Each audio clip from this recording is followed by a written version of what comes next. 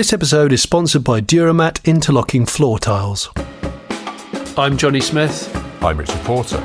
And this is Smith & Sniff, a podcast in which two friends talk about cars and many other things. Did you have, as I did, enormous FOMO about the Pebble Beach / Car Week stuff that was going on week before last that we forgot to mention? Bloody enormous. Just like a tidal wave over Pebble Beach, which just engulfed all the cars. A Pebble Beach tidal wave just swallowed all the cars up and swept them out to sea. I was so annoyed, and I don't like to be jealous because it's not a good trait, is it? But I just kept looking at all these amazing photos, and normally it's because you go, I want to go to California because the weather's good, but actually the weather was amazing over here. So it was like I didn't have that excuse. It was just the quality of vehicles, the caliber was so high. Also, we've mentioned this a few times, but for people who aren't aware, the Pebble Beach concourse and surrounding events is sort of where Smith & Sniff was born. Yeah. So it holds a special place in our hearts, mate. It does, but yet we have only been once. Exactly. Well, that's all you need to know. That's all you need to do, isn't it? We went once. It was great. In a way, that's the thing. I don't think I've had terrible FOMO / jealousy about it since, when was that, 2011 that we went? Yeah. And I sort of thought, well, we had our time. It was great. It wouldn't be as good second time around, so I'm not going to lose sleep over it. But this year, just seeing lots of people on the socials talking about it, I thought, I kind of wish I was there. But I wish I was there with you, because we could have a good time knobbing around. And I agree. I've just got this vision of us, windmills of your mind playing in the background with seagulls scattering as you're going flat out in a Chrysler LeBaron convertible, but with one door inexplicably missing. Oh yes, and is it white, by the way? Yes, and you're chasing me, and again, not explained. It's like a fever dream, and I'm running at full tilt, but I appear to be wearing a huge white flared suit that's actually getting in the way as I'm running. Because you look like you're definitely going to mow me down. And then when you get close to me, you overtake me, but you throw a magnum of champagne at me. And it hits me in the middle of the back with a thud. What I like about this scene is it raises more questions than it answers. Am I perhaps wearing a David Coverdale style, extremely blousy, open shirt? It's an air brake shirt, as we've talked about in previous casts. It's the door of my LeBaron is missing. Yeah. And I'm wearing aviator sunglasses that have very clearly been through the wars, and one arm is missing, so they don't sit straight on my face. But again, it's not worth asking. It's in the general scheme of this picture. That's a minor detail. Ask about that later. What happened to your sunglasses, Rich? Don't you want to know why the door's missing from my LeBaron? Oh, yes. Sorry, I should have asked that first. Yes. It's like if we were to do a version of The Hangover, the film The Hangover. It is that, isn't it? Yes. So you've just thrown a magnum of champagne at my back, and it's hit me in the middle, thud. And I've gone down in slow motion. And you've started laughing. You've got your dodgy little tash that you had the other week that your wife was worried about. That's right, I think I have. and your shirt is held on with one solo button. And it's on full stretch because of the wind picking up the shirt and kind of billowing it. I think it's, when a button gets stretched out on the threads a little bit, so it's not even sort of sitting tight to the fabric. It's sort of dangling. It's on its way out. That's it. And then all buttons are gone. Yeah. You're actually driving one-handed, and the other finger and thumb is clenching onto the button because you're slightly too self-conscious to have a totally open shirt. Yes. Well, there we go. That's what we would have done if we'd been at Car Week. Sadly, we weren't, and happily for everyone else there, this did not get to unfold. But one of the things I noticed that was revealed at one of the events there were these two new Gordon Murray cars. Yes. The one that was getting all the attention was it's called the S1 LM. Yes. And it's essentially a what do you call it? I suppose an homage to. It's a recreate a modern interpretation of the F1 road car. Yeah, well, specifically, I think, because it's got the rear wing or the LM stuff. version. It's the F1 GTR, yeah. So it's got that look. And it is, I would say, very, very similar looking, a sort of modernised version of. You could almost believe, if you just glanced quickly, particularly from the rear, that it's just a resto mod of one of those cars, because it's got sort of modern, I presume, LED kind of rear lights with slats across them. It has. It's got louvers across the whole back end.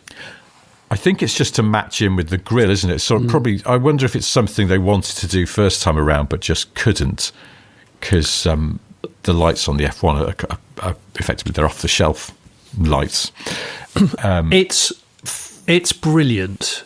The tapering of the rear bodywork behind the rear wheels is the bit I like, that goes into like the keel of a boat, which then the other side of it kind of encapsulates the rear diffuser. Is this a trend? Because that's my favourite part of it. Yes. I noticed the Lamborghini Temerario also has a rather saucily revealed rear wheel on each side. Yeah. I wonder if this is a new thing. Can I be slightly controversial, though, and say I am not totally sold on this car? Oh. I'm conflicted, because it feels, in a strange way that I can't fully articulate, quite un-Gordon Murray to look backwards like this. Right, yes. And if I can be slightly more bold, please. It feels cynical to me. It feels this is not a car. Now, I may be speaking out of turn, and we have been told that Gordon Murray listens to this podcast, although we're not entirely sure that's true. But it feels to me this is not the car that Gordon Murray would want to make, because he is not, in general, my perception is, a backward-looking person when it comes to his own cars. I know the T33 is kind of slightly retro, inspired by 60s cars, but in general, feels like he is, as an engineer, a forward-looking person. He talked about extensively how the T50, part of it was correcting all the things he wasn't happy about with the F1, but those were very technical things like the headlights. Yeah. And it seems to me he wouldn't want to look backwards and just make a sort of recreation / homage / pastiche of something he's already done years ago. The reason he's done this is because a customer with the means to pay for it asked for it. And they said, listen, Gordon, look. And money talks. Chap. And he put his arm around Gordon and turned him like they do in the films. Let's chat about T50 Special. But Gordon Murray's a very tall man, and this wealthy customer, let's assume, is quite wee. And so, in fact, what it looked like is he was trying to put something on a high shelf when he did this. It looked like he was trying to put money in his back pocket. Yeah, or it looked like he looked like the ape in Every Which Way But Loose. I think that's exactly what's happened. He said him and Gordon had a chat, and it was basically, look, I love the T50. I've already ordered one. I kind of want another one. Can you do a rebody? Can it be like a Glickenhaus type thing? But by the way, here's £100 million. Yeah. I think it was something along those lines. And Gordon, forever the creative, but also the engineer, went, I can probably sketch something, and I know that Gordon has a back pocket full of Post-its. So he went over to a cafe or their booth and went somewhere at an event and went, let's have a quick go. And he sketched. And the guy went, that's great. See you in 6 months. It'd be something like that, wouldn't it? I mean, we can only speculate, but yeah, I don't think that's right. The strange thing, now I've read two versions of this. The standard story that's been out there in the last week or so is that they're going to make 5 of these, and they've all been bought by the same customer. Really?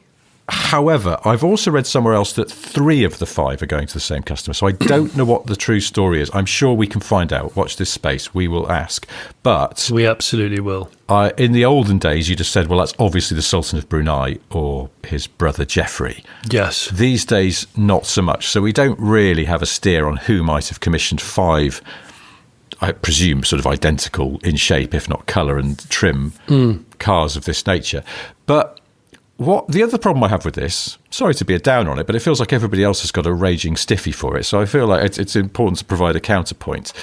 My other slight issue with it is that there's no doubt it looks great.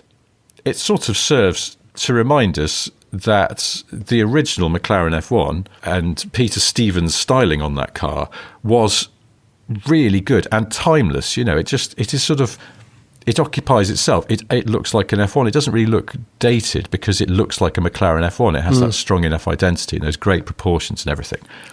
So the S1 looks broadly like that excellent looking car. And it does rather make the T50 not as attractive. Yes. And that's the other bit that I find puzzling is you go, if you bought a T50, you'd be looking at that and going, what? So hang on, the T50 could have looked like that. Why didn't it? Well, this is the joy of the revisit, is it not?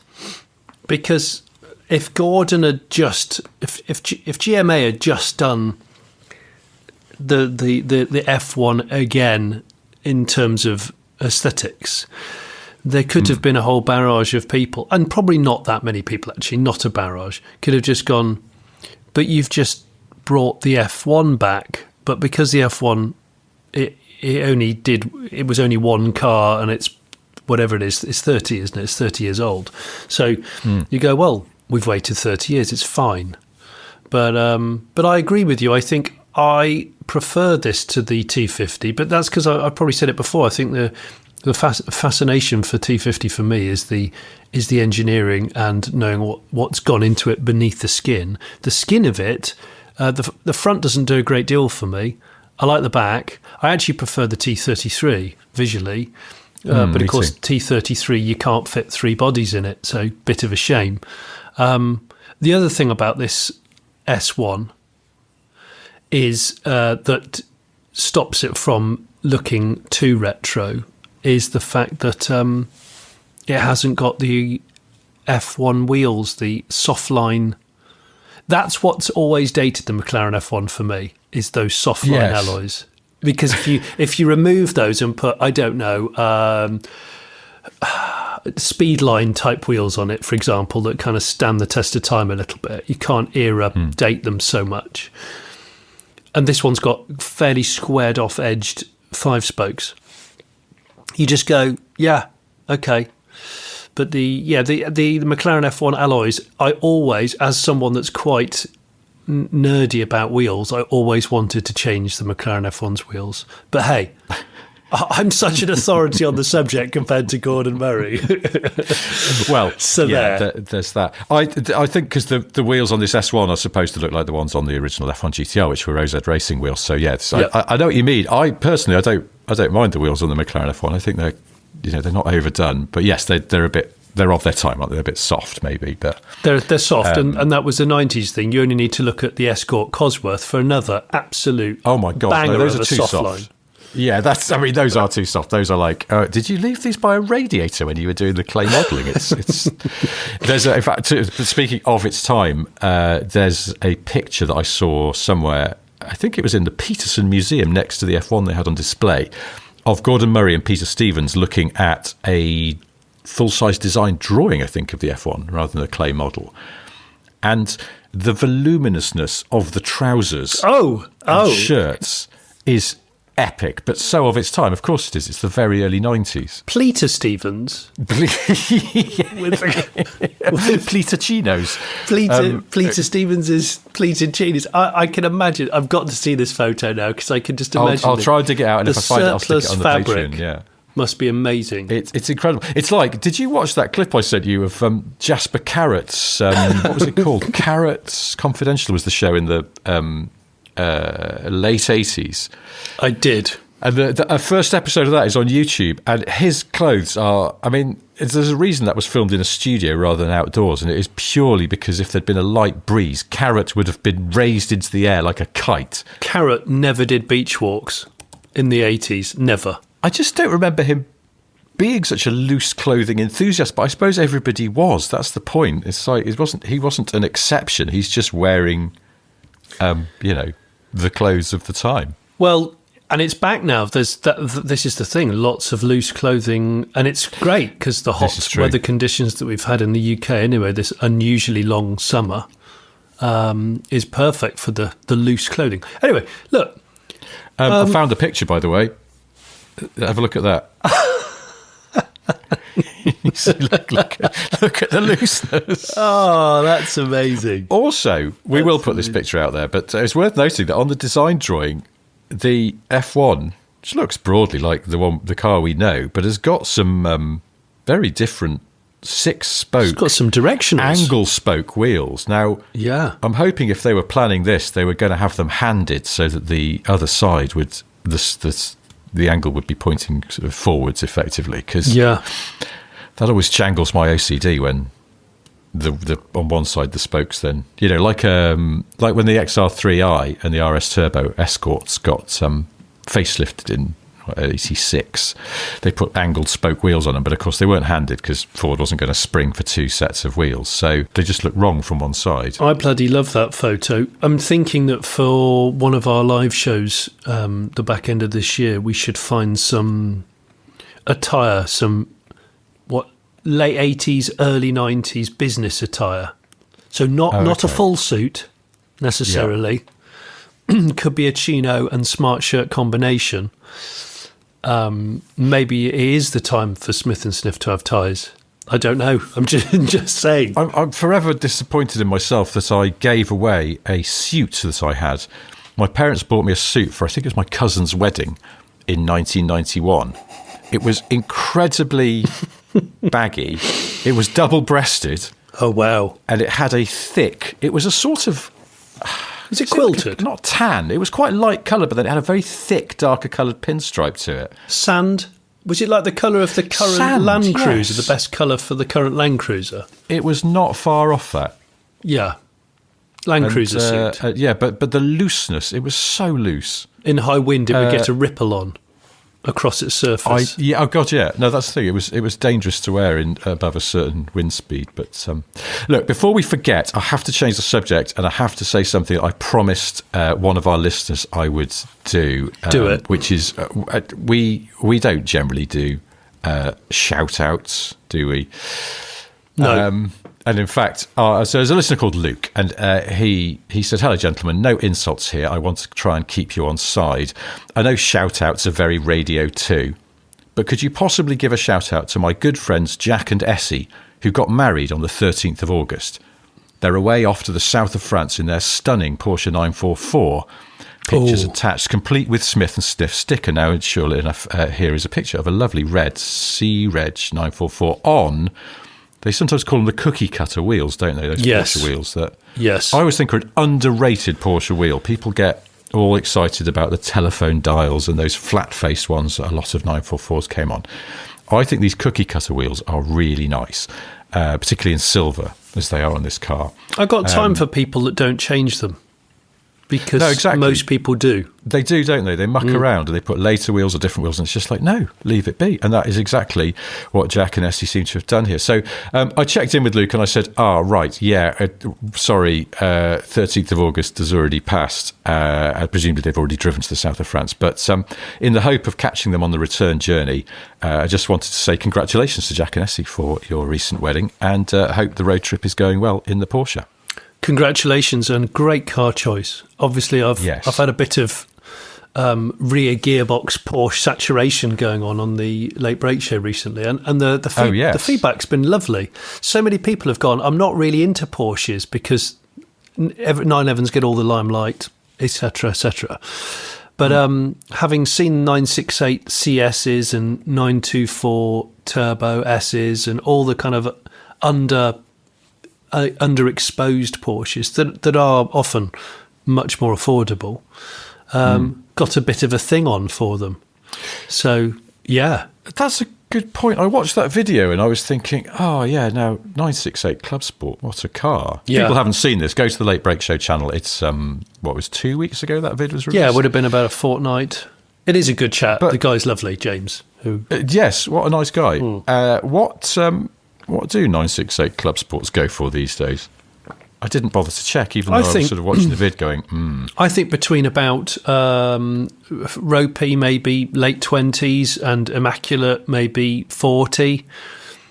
But they're exceptionally rare examples of the mark. But I could see you with one where you change the decal on the side and it says Club Tropicana instead of Sport, and people look twice and go, "What? What's a?" Because of course the colours that it came in are quite Bermuda shorty colours. yes. What's a 968 Club Tropicana CT? What's that? And you just go, They are Bermuda shorty colours, aren't they? Very Bermuda shorty. Was it only some colours on the Club Sport came with the wheels colour matched to the body? I think so. I mean, this is when I need James, the chap who I interviewed, because he knows all about. He's fully immersed in the CS game. But I'm pretty sure, the yellow car, his yellow car had yellow wheels. I'm pretty sure his cars were all correct. Was the blue car on black wheels? I think it was. One of them was on black wheels. The red one. I've got to look at my own photos. But which then is not very good for a yellow podcast. one on yellow wheels? I'm forgetting now. The yellow one was on yellow wheels, which must be an absolute brake dust bastard. BDB. BDB. Yeah. I've noticed that in this kind of way, because we've had such a dry, hot summer, my poor Boxster, which I've only just cleaned after the Goodwood Dust Bowl, the brake dust on that car has been quite phenomenal over the last few weeks, because I've been thoroughly enjoying it, piling on the Mileses. And I've really... In fact, I drove it this morning. I didn't stay at my house last night, and I set off and did quite some very early morning road work, and it was exceptionally satisfying. Apart from, when you go into a big roundabout that you can take at speed, yes. and you think you've picked the right line, the optimum driving line. I'm not going to say racing line, because we don't race on the road. No. But unfortunately, right on that line, there's a huge chunk of tarmac missing, and you don't see it until you've already committed. Yes. And you do the wince as you go, no, I'm slightly on the turn, and I've got low-profile tyres, and I'm just about to clang down this massive hole. It's a very British thing, I think, at the moment. We've got appalling roads. There's a corner I go around on a lane not far from here, and I go down it quite regularly, and on what one might term the apex, although, like you say, we don't drive like it's a racetrack, but on the inside, as you come round one direction, there is a sort of natural line you'd want to take, and there is a ruddy great hole there, and it's a source of deep joy that quite recently they filled in the hole and quite a decent job of it, so you can come in tighter to the apex. It's nice. Brings me more satisfaction than I should probably admit, but I hope I'm not alone. I like to think there's other people who drive down that road and have the same thing and go, oh good, they fixed the apex hole. Jonny, I want to write a jingle for Duramat, the sponsors of this episode. Please remind me of some things about Duramat interlocking floor tiles. Well, Rich, Duramat really smartens up the appearance of your garage floor. Mm-hmm. The tiles are incredibly easy to fit yourself. Right. They create a more pleasant surface for you to kneel on while working on your car. Yep. And they're made from durable PVC or polypropylene rather than foam of lesser tiles you might find online. Right. Hold on. I think I have something. Duramat, for a nicer garage floor. Duramat, to fit it is no chore. Duramat, well, it's kinder to your knees. Duramat, and it's not foam, it's PVC. Smith & Sniff is sponsored by Duramat. To get 10% off your order of Duramat floor coverings, use the code SSG10 at checkout. Now, can I change the? Oh, by the way, I just looked this up, and according to this, this is Rush magazine actually saying 5 colours were available for the Club Sport: black, maritime blue, guards red, Grand Prix white, and speed yellow. And as standard, the car came with Club Sport decals and colour-coded 17-inch cup design wheels. Lovely wheels. You could opt for silver wheels and decal deletion if you wanted to. I love that because they're the same wheels as the RS2, aren't they? The Audi RS2. Same design, yeah. Just a great wheel. I wanted to, if I could, do a back ref to the week before's Ottersop, the one we did at Pistonhead's annual service. And we had a question from someone in the audience about incongruous cars driven by students. Oh, yeah. And you remember this chap knew someone who had an M5 at university, and it all seemed a bit crazy, particularly because they were in Bristol. Yeah. We've had loads of things a bit of about a conversational piece, this, hasn't it? It started with, as you might know, we upload the show audio only to YouTube every week because a few people still listen through there. And the comments on YouTube started this off. There's a chap called himself Steve Smith Software, who says, in the late 70s at Birmingham University, there was a student from, as was, Persia, of my acquaintance, who had a brand new Mercedes 450 SEL. What? I know, that's nuts, isn't it? To make it even more outrageous, because he couldn't drive, it came with a chauffeur. No way. A student with a brand new S-Class, I know, long with a wheelbase.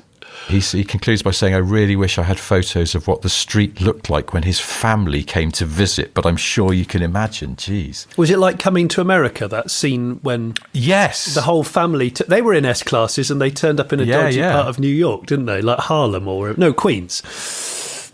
Someone else on the YouTube says, since you guys mentioned Holdens, when I was an art student, a mate of mine dailied a Holden Tirana XU1. They're worth upwards of 200,000 Australian dollars. No way. Dailied. He would often get drunk when we were out, so I'd often get to drive it. Oh my! Often get drunk Monday morning. I don't fancy a drink. I just didn't realise that there were so many. There'd be so many stories. And I think they're going to keep coming.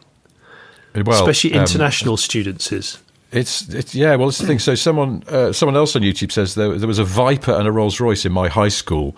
I imagine this is in the US. He says, I went to a wealthy school district, but still, that's a bit much. It's just, I think we talked about it before, it's just scenes of watching films when I was a kid, and there was always a girl that went to high school in a brand new Golf Clipper cabriolet. Yes. And you were like, that is like a cool car for any grown-up in the UK at all. Like, if you bought that at some point in your life, you were made. And this girl's just turned 17 or 16 even and got one. The exemplar of that was Beverly Hills 90210. Yes. But I think it's because they were all meant to be minted, wasn't it? It's Beverly Hills, for fuck's sake. So well, it's 90210, isn't it?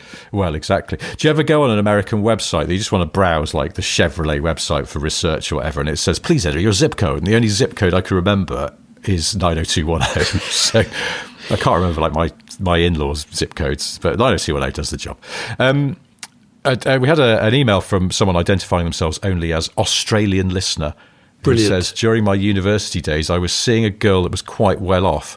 Upon getting her licence, she was given the old family smoker. He's put old in inverted commas. It was a 2013 Porsche Cayenne GTS.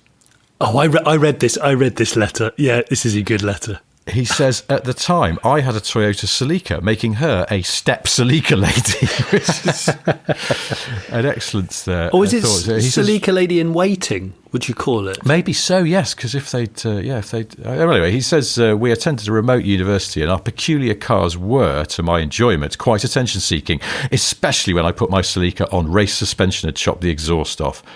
Her parents often visited in a fine range of cars, including a new Cayenne GTS, an Aston Martin Vantage F1 edition, and my favourite, a BMW M4 GTS. Well, not a bad suite of vehicles. No, he's attached photos of all of these, and they do indeed look sweet. That's nuts, though, that this really quite smart-looking, newish Cayenne GTS was a student car. I'll clip through a few more of these because they are pretty nuts. There's a listener called Felix who says that on the subject of student cars, there are definitely two categories: overseas students and British students. Seeing that overseas students have to pay around triple the tuition fees, they were often quite well off. And one student in our year had a white Audi R8 Spider. What? He says that the flashiest option driven by a British student was a Volvo C30R design, also in white, an amazing looking thing with awful boot space. Listen, I'll have no bad word said against the C30R design. Yeah, they're quite nice looking cars, aren't they? A listener called Paul says, I was at Cambridge in the mid-80s. there was a pair of brothers who were allegedly Nigerian princes, and they drove a brace of matching Porsche 928s. A brace? Yeah. What is a brace? One each, I suppose. Two. Okay. This was despite, Paul says, there being a ban on students bringing a car with them. So where did they put them then? Well, I don't know, because Paul would know this, because he says, I also flouted the ban, but I drove an algal and frilly Datsun 120Y coupe. The thinking man's Porsche 928. I was going to say that it couldn't be further apart, could it? 928 and an algal 120Y. I mean, a 120Ys are cool now, but to a lot of younger listeners who are really into the Japanese car thing, those sorts of cars in the UK were, well, nearly always rotten, but also really looked down upon for ages. And I don't know why. I think it was the whole slightly kind of racist thing of like, oh, you don't want to buy a 70s Japanese car, even though they were fantastic. And they had 5-speed all the time and everything worked. We've had a listener from the US, Pete, who says back in the late 90s, I had a friend attending, I can't pronounce this, Lehigh. It's Lehigh. Lehigh. I mean, if it was in Scotland, it would probably be pronounced like Laird or Lang or something, but I don't know. This is the US. So Lehigh University in Bethlehem, Pennsylvania, which, he notes, is Lee Iacocca's alma mater. Oh. But his friend's roommate drove, this is the late 90s, drove a Lotus Esprit Turbo. What year was this? Deep Late maroon. 90s, you say? Late 90s, yeah. So what? This is also, the Esprit Turbo in the US has presumably had a bit of a boost in profile thanks to Basic Instinct. Of course. Pretty Woman before that. So. Yes, of course, Basic Instinct, because she outruns Thingy Douglas in his, I think he had a Fox body Mustang detective car. Yes, deep V-spec. Yes, yeah. Deep V. Pete says that technically he thinks the roommate was car sitting in inverted commas, but for 4 years, 3 exclamation marks. He also says that his brother is a cop back in his home state of Massachusetts, where there are a handful of incredibly posh private business colleges.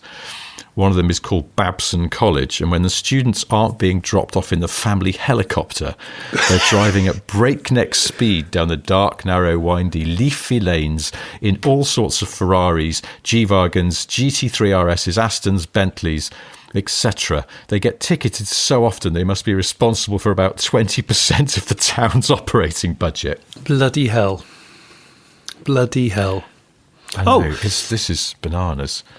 Before we do drop, I do want to drop back briefly to Pebble Beach. I know we're talking about cars. 2 observations this week whilst out on the road. One, unfortunately got stuck in a massive traffic jam. One of the ones where you can get out of your car and sit next to your car for a while. Yes. The other week, which was boring. But I was next to a truck, a big, long flatbed truck, which was carrying 2 tarmac rollers. And I spent a while staring at them because I had time to kill. And one of them, a big shout out to the Ham HD13, HAMM, which I think is a German company. They make these rollers because its rear light clusters are rather lovely. It's got oval rear light clusters that are set, recessed into the bodywork so they don't get smashed off by tarmac people. And I am sure they're the same as the Volkswagen Beetle from about 1961 to 67. They are really, really lovely. Quite dainty things. I don't know if they're used on any other Ham model, but this was the HD13, or so the sticker said on it. So I was quite taken by that. You know what you need to do here, of course, is fire up the Jason Torchinsky balloon here. Oh gosh, yes, I do, because, don't I? VW Beetles are his specialist subject, but so are tail light clusters. So this feels like this is the perfect Venn diagram. Torch, we should get Torch on it. We need to get Torch on the case. We do, absolutely. And the other thing that I saw, which I thought I thought would definitely be worthy of discussion on this very podcast, After getting stuck in traffic for a long time, about an hour, I had to stop at some services to get a drink and a toilet. Place called Grange Farm Services. I am going to shout them out because I'm just going to divulge a fact. And the fact is that I walked in and I saw a magazine rack on the right as I walked in, and I couldn't help but glance at it, and it only sold pornography. What? There were no other types of magazines on either of the two shelves. It was entirely filled with skin magazines. Couldn't believe it. I know. And I checked my watch. It was definitely 2025. It was last week. And I couldn't stop laughing. I nearly took a photo, and then I thought, no, I'm not going to take a photo. Yeah, I know, like, probably 20 different types of mag. When I left this services, and this is the Smith and Stiff centric bit, when I left the services, there were... the pornography shelf wasn't. No, it wasn't. It wasn't. The grot mags weren't. But being fueled up was an immaculate Ford Probe being driven by a guy who can't have been more than about 21, and I presume his girlfriend in the passenger seat, who also looked a similar age. And I was like, whoa. A Probe being cherished by someone, A, and B, being driven by a young person. Are Probes finally cool? And is it because of the flip-up headlight thing? Yeah, I bet they're cool. I saw a young chap yesterday in a lovely E30 3 Series, just a normal one, like nothing, not an M3 or anything. But yeah, I just thought, well, that's cool and retro, isn't it? If you're 23. Oh my gosh, my nephew yearns for a base model E30. He doesn't care. It could be a 316 with absolutely nothing going on, and it'll be dog slow, but he just wants one. Really but that's the point. If you're going too fast, people can't see you in your cool retro car. That's right. I think that's fair enough. A couple of people came up to us at the Pistonheads event and said, thank you for your podcast. It kind of, in a strange way, helps me to feel better or to deal with my ADHD. And we're actively demonstrating that today because we've sort of moved on. Before we'd acknowledged there were actually 2 Gordon Murray cars at Pebble Beach. Oh, yeah. The other one was this Le Mans GTR, which isn't retro. It sort of looks like its own thing. It's meant to be sort of inspired by Longtail, so the GT, the F1 Longtails and stuff, but it doesn't look like them. It doesn't. I mean, what does it look like? I don't know. The rear 3/4 angle, at a very quick glance, you'd almost mistake it for the current Ford GT or the last Ford GT, only because it's got single round rear lights and then a big wing. But I don't know what to make of that, really. It's just sort of... I think it's cool that they're still bringing cars out. They're a busy bunch. Supposedly more to come. Yeah, that's what they're saying. There's going to be more of these special vehicles. So but as you mentioned before, I think the T33 is a very nice looking car, and I would have one. I wonder whether because I saw a picture off of Pebble Beach, off of cars driving around near Big Sur and all that. I saw the Gordon Murray rocket. Oh, yes. A little rocket. And I do wonder, and if this is already known, I apologise, do you think that he's going to remake the rocket? I bet it's crossed his mind, sure. Yeah. So a smaller, cheaper, simpler car than the T50s and the T33s of the world. Yeah. But still, most definitely, a GMA product. I suppose the issue is making the sums add up. Because what were the rockets when they were new? They weren't cheap. No, they're worth a lot of money now. Did you know this? They really are, yeah. Yeah, they've it's annoying, isn't it? It is annoying. But no, they're very appealing. Very appealing. One other thing, I was just going to do one more message. Sorry to everyone who's sent in a message about incongruous student cars. Maybe we'll do some more next time. But this one particularly caught my eye from a listener called Andy. He said, I had an ex-military VW 181 as a daily in West Yorkshire while at Bretton Hall, University of Leeds in 1992. Gosh. But in a friend's uni hostel in West Breton, there was a mature student from a wealthy background. He had a 1980 911 Turbo, a and a similar vintage 924 turbo. What? No, it gets better. My friend was regularly asked to drive him around in these cars because the student was blind. What? And my friend would give him the thrill he wanted from them, which is why he had them parked up on campus. So he had 2 turbo Porsches as a student, but was blind, so therefore definitely couldn't drive.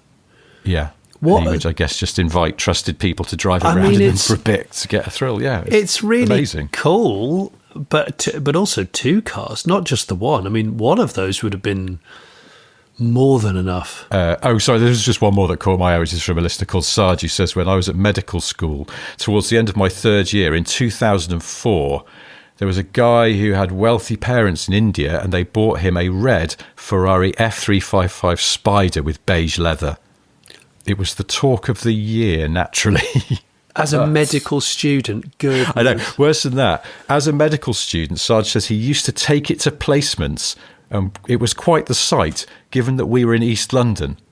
Oh, this is my worry, you see. My mind immediately jumps to, these are great cars, but they're not going to be parked in the right places. They're going to be at risk. I would just feel very self-conscious and it would just be a stress, wouldn't it, having a really nice car like that and then going, oh, you've got a placement, but your placement is in southeast London where there's not a lot of Ferraris street parked and it might get gobbed on or scratched or whatever, or nicked. You're buying another problem. If I was the parents, I'd say, listen, if you qualify as a doctor, we'll buy you a 355 Ferrari. How's that? You go, wow, that's amazing. Thanks, Mum and Dad. And you go, okay, but you're not having it until you leave a dingy part of London. Okay? Yeah. Well, look, I was going to talk about the car that... do you know the car that won actual Pebble Beach? It's one of those things where there's so many vehicles and so much news and stuff that happens at Car Week. You sort of forget what won the Pebble Beach Concours d'Elegance, mate. I didn't notice. What was it? Well, this was the 74th Pebble Beach Concours d'Elegance, and 229 cars entered from 22 countries, I'll have you know. But the best of the show was a 1924 Hispano-Suiza H6C Newport Astra Torpedo, shown by Penny and Lee Anderson from Naples in Florida. And this Hispano-Suiza really ticked every single box, according to Concours chairman Sandra Button. The underpinnings are technically advanced, the body's meticulously handcrafted, it's light, it's lovely, and it's notably commissioned aperitif. What? I'm reading this. It was notably commissioned by aperitif Sion André Dubonnet, and he raced it in both Targa Florio and Copper Florio. A later owner added pontoon fenders to the car, but the Andersons sought to return the car to its original form so you can see and truly appreciate its torpedo shape. Known as the tulip wood, the car is in fact constructed of strips of mahogany, each individually carved painstakingly to shape and joined to the inner ribs by 8,500 rivets. It reportedly weighed just 160 pounds when it was first built. Oh my gosh, it's an exquisite example of the mark, Richard. Do you think, I'd have to look up the previous winners, but is it the case that it feels like the Pebble Beach winners are always a bit separate headlights? Yeah, there's that unbelievable Jelly Mold one, which is one of the most beautiful cars I've ever seen, and I'd have to go back through the winners. Do you know what? I'll do it next week, and I'll describe it in great detail. But yeah, I think there's a lot of separate headlights and rah pre-war, but there's a lot of other parts of the Car Week that are becoming much younger. You'd hope so. I think the Quail is becoming younger. Yes. There's more 80s, 90s centric cars, which obviously is more relatable to people our age and people slightly younger than us. So, Yeah, It I sort get of goes it. back to the probe you saw, isn't it? It's this Yeah. thing where it's like, it is great that a younger generation is interested in cars, but I think that the car world, it would be great if the car world embraced that. Yeah. And, we don't need to throw away Hispano-Suizas. There'll still be some people who enjoy them, but Just but put a it's 2JZ in it. can we move the way? Yes. Imagine that. If you were so rich and so eccentric, you just went, I've engine swapped it. Yeah. Yeah. Also, I was really bored, so I commissioned some TSW Venoms in the right size, and I fitted those to it for a bit. Or some incredibly soft look Escort Cobblers, just for shits and giggles, because I'm mental. Because I'm just that guy. I want to do these things. I think if we were an auction house, we would call ourselves Shits and Giggles, which I think would be good. But obviously, shits would be a sort of German spelling, and then I think it'd be great. I was just looking down the list of the Pebble Beach Concourse winners this year. So the Best of Show 1924 Hispano Suiza. Best of Show nominees were also a 1939 Maybach and a 1933 Invicta. Elegance Awards, 1933 Rolls-Royce, 1937 Bugatti, 1951 Ferrari, 1953 Seata. And then special awards, the cars were just from 1924, 1908, 1967. Oh, modern, wow. And then in the Chairman's Trophy, there was a 1989 Ferrari, but it was a 640, so an F1 car. And then following that, the Charles A. Chain Trophy was won by a 1910 Benz. It skews old. I'm going down this list, and at no point is there any mention of a Chrysler LeBaron, door missing or not. Well, and I find that disappointing. That is where the Lemons comes into it, isn't it? That is where the Lemons, which has grown massively in popularity and probably more our bag. I think. Do you know what? Next year, we've got to go. We'll make a pact. We're going to go. We've got to give it a try, haven't we? We've got to go. We will find another golf cart. But at the actual Pebble Beach concourse, where there's the plinth and all of the streamers are thrown over the winning car and all that stuff. Yeah. And then immediately they use a very delicate version of a leaf blower to get them off again. They do. So you don't damage the paint. I think any kind of car like that, in the same way that if you're going to like the Goodwood Revival or something this year, the cars which you wouldn't normally think to look at, just take a bit of time to look at them and learn about them. And as you get older, your wisdom of cars and appreciation of cars will grow, hopefully. I know that sounds a bit preachy, it's not meant to. But I've really enjoyed broadening my automotive horizon as I've got a bit older, and my taste has sort of meandered slightly, and that's okay. I think it's okay. I've just looked at the categories. There are in fact lots of categories to the Pebble Beach Concourse. It turns out this year they included one for Land Rover Special Expedition vehicles, which is interesting. Oh, really? So, and BMW art cars as well. So I'm basically talking out my hat when I say it's all a bit separate headlights. Yeah, you Mr. are. Toad, That's right, sorry, Rich. but it feels like maybe the judges, in terms of the overall winner, they do sort of skew that way a little bit. But I'm sure it'll change at some point. I don't know. I suppose it is that unrelatability. You just go, it's very nice. And when we were there, I remember looking up close at some of those cars, sort of, Cords and probably some Hispano Suizas. Yeah. And thinking, I can see this is clearly beautifully put together, and it's been polished to an incredible mirror finish. But it doesn't excite me as much as if I turned around and there was a absolutely showroom spec Pontiac Aztec. Are you angling to take the Metro Turbo to Pebble Beach next year? Oh, obviously, my gosh. you will airlift it over there. Of course, yes, I won't drive it. I don't think even like have it shipped to New York and then drive cross country. It might be tempting fate. Just be amazing. Be amazing. But I would imagine that. That would be amazing. We need to talk about this. It would be bloody brilliant. I would love that. Yeah. What's a good idea? We're in danger of talking about cars again a little bit too I know. much. We had a few complaints last week. Did we? Shit. Just a few people just went, what's all this? Which I realised I'd noted down because you told me to write it down because I said this to you when we weren't recording. I don't know why this is of any relevance to anyone, but so when I was a kid, I thought that the song Hit Me With Your Rhythm Stick by Ian Dury was actually by David Attenborough. And and I cannot explain why. I mean, I must have been. When was that song? I don't even know. I Late I just heard it on 70s. the radio once. Yeah, so I would have been like 4 or so. I vividly remember. Yeah. I think I'd sort of got into bed with my parents one morning, and they both got up, and I was just lying there, and their clock radio had Radio 2 coming out of it. Brilliant. And I heard that song, and I was like, oh, here's that song that's by David Attenborough.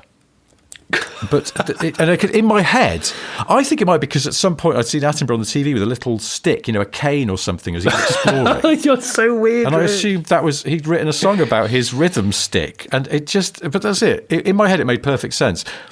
There was a little video of it playing in my head of Attenborough in a safari suit with a stick going, hit me with it, even though Ian Dury doesn't sound anything like David Attenborough. Ian Dury was very kind of East End Cockney type, and Attenborough's received pronunciation. Yes.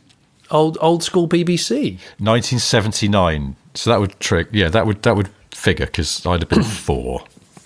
That's great. I love that. Year I was born, so it's another fantastic song I can add to my roster of great songs. I beg your pardon. It says here it was released on the 1st of December 1978, but I guess it would have been on the radio and all that. So we're not allowed to talk about any more car stuff, so should we talk about utter bollocks? I mean, actually, what I was going to say was I saw another effing probe the same week that I saw that probe that was possibly going and buying armfuls of grot from that service station. Yep, tank full of super unleaded E5 on the probe, pump 11, and can I have that mag and that one and that filthy one as well? Thank you. Cheers, mate. I mean, it's amazing because I haven't seen a probe for years. I'm not even sure I saw one at Festival of the Unexceptional. Don't think I did it either. It was a 16 valve I checked, so it would have been eligible for Festival of the Unexceptional. Well, yeah, because I suppose the V6 is a bit too much. Spicy. Just maybe. too much. Yeah. Way too much. Hit Me With Your Rhythm Stick was a #1 single. Well, it was I didn't know it was #1, but I knew it was their best ranked song. It was probably most people's only Ian Dury and the Blockheads song. I just didn't realise it was that successful, because I felt like Ian Dury was a bit, sort of not quite mainstream. It didn't travel well. If there's anyone from America listening, which there are, and maybe other places like Australia, I don't think Ian Dury and the Blockheads was particularly international, but well worth listening to. No, because I just saw this somewhere. Now I've lost it again. It charted in Australia. I saw it in the... Did it? Yeah, hang on, let me find this again. Yes, it went to #2 in Australia. Wow. Well, there was a great sample used from Ian during the Blockheads, because the musicians were all on the top of their game. Fantastic drumming and guitar and keyboards. But there was a great song called Tribe Called Quest, Can I Kick It? Obviously uses the bass line from who is it? Lou Reed? Is it Lou Reed? Walk on the Wild Side. Oh, Walk on the Wild Side. Yeah. Is it Walk on the Wild Side? Yeah. But the chorus, the sort of main part, the other part of the song uses it uses a bass line from What a Waste by Ian Dury and the Blockheads. Just so. Does it? Yes, in case anyone gives a shit. Yes, Never noticed it does, and I flipping love it. And I have always enjoyed Ian Dury and the Blockheads, but in my mid-20s, I just went full Ian Dury and the Blockheads. I used to play it almost non-stop driving around in my haggard old Mercedes 123, and I don't know why, but I definitely didn't think David Attenborough was involved. You fucking idiot! I can't explain why, but I feel like this is not the only example of where certainly in my childhood, I was convinced that a song was by somebody that it was not by at all. But it's the one that sticks in my mind because it seems so ridiculous in retrospect. But I can still summon up the image I had in my head of Attenborough in a safari suit with a stick going, hit me, hit me, hit me, hit me. I now want Attenborough to be talking about sex and drugs and rock and roll. And I want bless the late Ian Dury, if he was still alive, I'd want him to be doing sensible nature programmes without being allowed to swear. And you can tell he's really struggling because he wants to say a few effing C's now and again because it's just in his nature. But he's talking about incredible swan-like creatures and albatrosses, etc., etc. Well, none of that's car-related. So we've balanced out the tables there, haven't we? Yeah. although on that side of things. If I can bring it back to cars, I was in Wales last week, and I noticed again something that we've discussed off the show, which is the number of Dacias you see around. Big saturation in South Wales. I mean, it's actually extraordinary. I was trying to take a picture, but it was slightly spoiled by two other cars of 3 or 4 Dacias in a row parked up. But it wasn't quite the perfect sweep. It wasn't like a fruit machine kind of. But yeah, they're everywhere. And I sort of feel like maybe it says something. I was thinking about this as we were driving through various Welsh villages, and I was thinking about how unostentatious Welsh churches are in rural places. Yes. Because if you think about it, you go into a typical English village of a certain size, and it will have quite often a sort of disproportionately large church with a big tower or spire on it. And you don't get that so much in Wales. There's a disproportionately big church I went past in a place called Penclawdd on the Gower Peninsula, but otherwise you get those squat, modest, very dark coloured chapels in rural Wales. And I thought, the Dacia, I think you can trace a line. Stop me if I'm talking shit. No. But I think you can trace a line from modest Welsh Methodism to modern-day Welsh embracing of the Dacia. Well, it's living within your means, being sensible, not being flashy. There's a certain sort of quiet modesty to it, which I believe is at the heart of the Welsh soul as a result of centuries of Do you think Welshness. it's, with all of the car finance scammage that's going on at the moment in the news and mis-selling of the finance, do you think this is going right back to the old school where Welsh people are buying Dacias outright?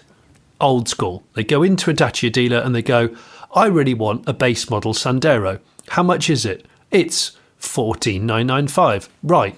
Okay. Here's 14,995. Thanks. Yeah. Do you think it's that? I think so. I think there's a sector of the population of all of this country, I think, who probably of a certain age particularly doesn't believe in unnecessary borrowing. No. They're very financially sensible. You live within your means. You know, a mortgage is one thing because you hope that you're borrowing money against an appreciating asset. Yeah. But you do not borrow money against something that's going to lose value because that's just silly. Yeah. You buy something you can afford. It's just vulgar, isn't it? Yeah. But I do think, I'm saying this for context before people in Wales kick my head in, that I spent a lot of time in North Wales when I was a kid because my dad grew up in Dolgellau and my mum had relatives from around there and Bala and Barmouth and all that sort of area. So I've spent a lot of time there and have a lot of relatives from up there. And some of my dad's family lived down in Potolba. And so it's like, I feel like I've spent enough time in Wales to get a sense of this. And it's definitely, I reckon that the Dacia is, of any type, is the perfect, modest, Methodist Welsh car. And it is because of that. Don't live beyond your means. Why would you borrow £50,000? That's outrageous. You would spend £14,000 on a car you can afford that seems to be built to last you for a while. I'm in total agreement of that. And on that subject, I'd like to just say that my brother, Greg, I would say friend of this podcast. I mean, he doesn't listen, but he's appeared on it. But he's brother of the podcast. Greg has messaged me this morning in minor despair saying, Johnny, can you help me? I've got to sell these 2 Golfs. He said, I've been absolutely overrun by, I won't use the exact words that he's used, but people that are click and buy the car on eBay and then never turn up, and just general scammage. If anybody out there wants a Mark IV Golf 1.9 TDI, which is frilly but reliable on the X of the reg, and if anyone wants a Mark VI Golf, which is probably more rusty than the Mark IV, actually, it's a 1.6 petrol, FSI. FSI. Yeah. Get in touch. Both the cars are around the £300 mark, so we are really not asking for a lot of money. I will forward your details to my brother. If you scam him, he will hurt you. But if genuinely, they both need work for the MOT. No, one of them's got an MOT, but is spares or repair, and the other one would go through another MOT, but it hasn't currently got one. This is how glamorous we are. We go from Pebble Beach Hispano-Suizas to not quite MOT'd Golfs.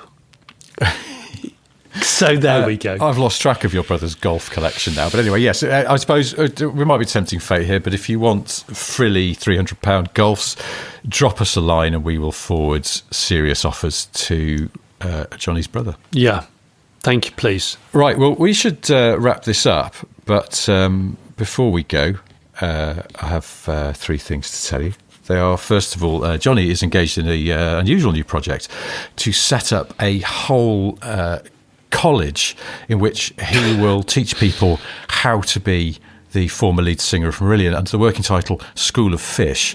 If that's not to your taste, then there is, of course, the Late Break Show. Lots of excellent videos on there. What's knocking around at the moment?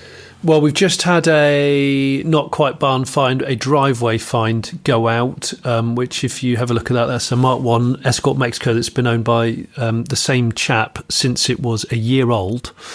And I used to work with, I'm good friends with the guy whose mum and dad own that car.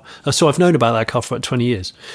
And in fact, he was the passenger in the Dodge Viper that I may or may not have destroyed in 2005. So that's one worth watching. And then this weekend, he says, there's a video that's going out, and I simply can't remember what it is, but I think it'll be really good. I just can't remember. Let's just leave it at that.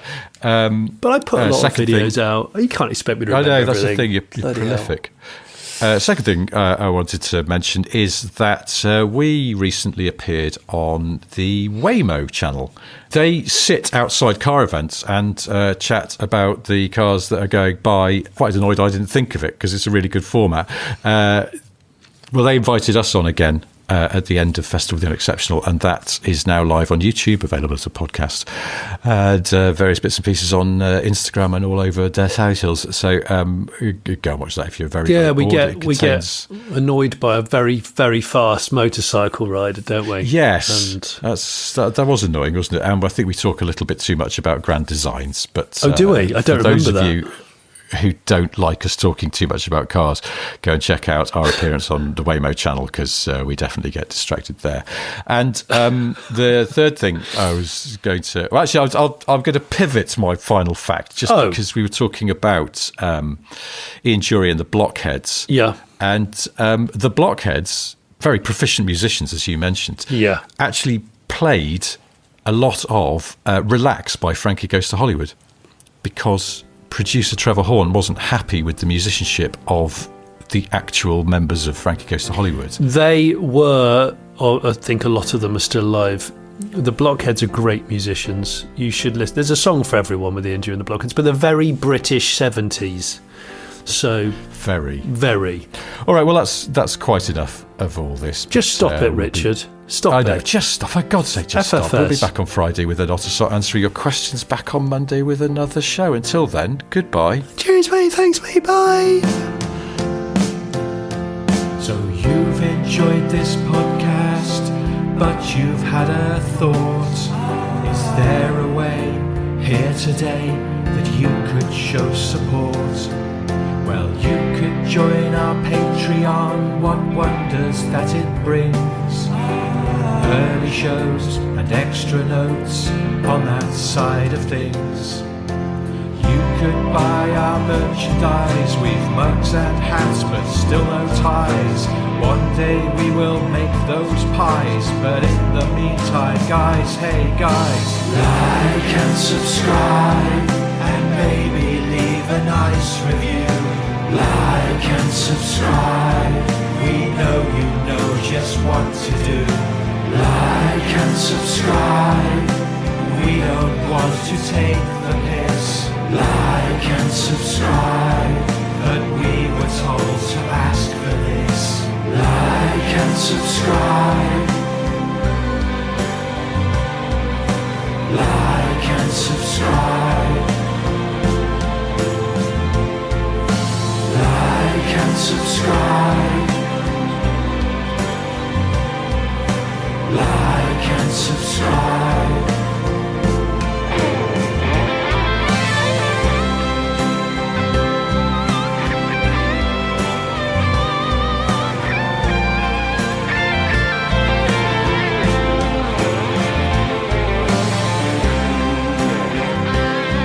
Smith & Sniff is sponsored by Duramat. To get 10% off your order of Duramat floor coverings, use code SSG10 at checkout.